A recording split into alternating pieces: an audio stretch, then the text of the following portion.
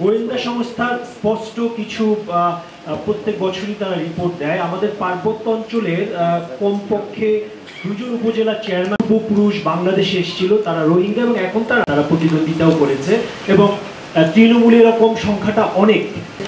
মানে এটা কতটা জটিল ক্রাইসিসের মধ্যে আমরা আছি, এই বিষয়টা যদি একটু বলতেন। আমি যেটা জানি যে তারা এখন বরগুনায়ও চলে গেছে, পটুয়াখালীতেও চলে গেছে, আসলে অবস্থাটা কি? দেখুন, রোহিঙ্গাদের সংখ্যা কত এইটা রেজিস্ট্রেশন এবং এটার বায়োমেট্রিক ডেটা ভেরিফিকেশন এটা করে ইউএনএইচসিআর, তারা সেটা করে থাকেন। এবং রোহিঙ্গারা এখন এটা কিন্তু 12 লক্ষ লোক একটা ক্যাম্পের ভিতরে থাকে। সেই ক্যাম্প থেকে 2-4 জন যদি বেরিয়ে যায়, কোথাও চলে যায়, সেটা নিরূপণ করা আমাদের জন্য কঠিন। এবং যেটা হয়েছে খুব দুঃখজনক, ইউএনএইচসিআর এর সঙ্গে আমাদের একটা এমওইউ ছিল, এখনো আছে, মেমোরেন্ডাম অফ আন্ডারস্ট্যান্ডিং। তাতে বলা হয়েছে রোহিঙ্গাদের যে বায়োমেট্রিক ডেটা, হাতের ছাপ, চোখের ছবি, এগুলোর মালিক হচ্ছে বাংলাদেশ এবং ইউএনএইচসিআর, কাস্টোডিয়ান হচ্ছে বাংলাদেশ এবং ইউএনএইচসিআর।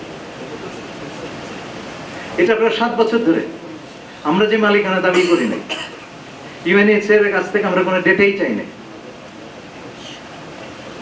ইলেকশন কমিশনের সঙ্গে আমার আলাপ হলো, আমি তাদের জিজ্ঞেস করলাম আপনাদের ডেটাবেজের সঙ্গে রোহিঙ্গা ডেটাবেজের যোগাযোগ আছে কিনা।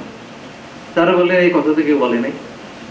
এটা নাম না হলে পরে আপনি কি করে জানবেন জাতীয় পরিচয়পত্রে রোহিঙ্গা নাই?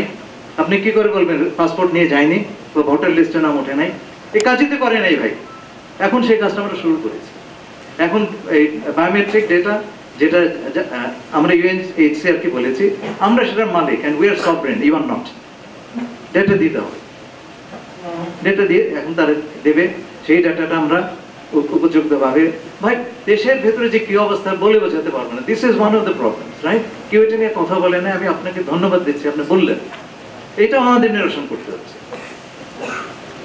এখন এই ডেটাবেজ, আমাদের ডেটাবেজে এটা যাবে, আমরা ক্রস চেক করব, তখন আমরা বুঝতে পারবো যে এটা যদি ইন্টারঅপারেবল হয়, আমরা সঙ্গে সঙ্গে বুঝতে পারবো যে আমাদের জাতীয় রোহিঙ্গা বেজের কোনো কিছু আমাদের জাতীয় ডেটাবেজে ঢুকে গেছে কিনা আমরা বের করে ফেলতে পারবো।